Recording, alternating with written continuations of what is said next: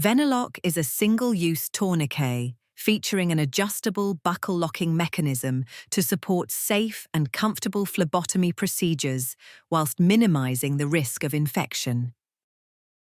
Before the procedure, remove Veneloc from the dispensing box. Unfasten the buckle and stretch several times to ensure optimum flexibility.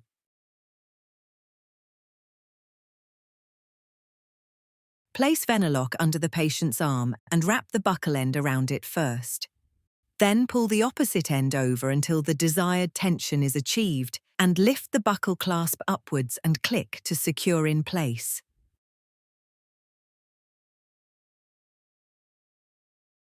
To release Veneloc, flick the top of the buckle clasp and carefully guide the tourniquet away from the patient's arm. Veneloc.